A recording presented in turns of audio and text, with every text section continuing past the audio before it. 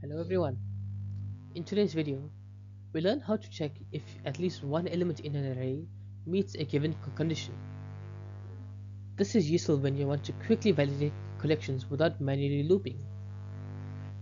We'll use the built-in JavaScript method, sum, to do this.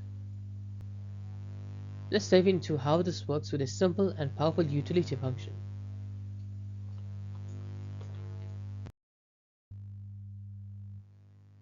Our goal is to determine whether any value in an array passes a test function. If no custom function is provided, we just check if the array has at least one truthy value. This is super handy in real-world scenarios like form validation or feature checks. Let's take a look at the code that makes this happen. This function takes two parameters, an array and an optional function. If no function is passed, it defaults to checking for truthy values using boolean. Then we use sum to return true as soon as one element satisfies the condition. It is compact, clean, and incredibly useful. The logic flows like this.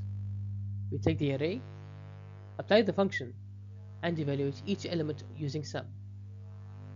This method exits early once a match is found, making it efficient. If no custom function is applied, JavaScript's boolean helps us detect truthy values. Let's look at some actual input and output examples. When the condition checks for x is greater or equal to 2, we get true because 2 matches.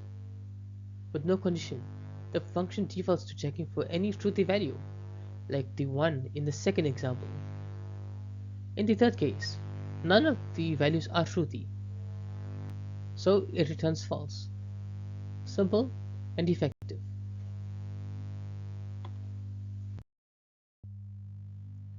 This technique is extremely useful in real-world coding. You can validate forms, check for active features, scan for errors, or filter user activity. The any utility brings clean logic and enhances readability. Now let's wrap up with what we've learned.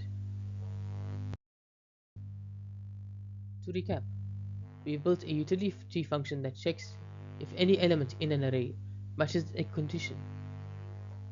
It is concise and powerful, thanks to the Array.prototype.some method. Use it to clean up your code and make validations more expressive. Thanks for tuning in. Happy coding! Thank you for watching. If you enjoyed this video, please make sure to like, share, and subscribe for more JavaScript tutorials. I'll see you in the next one.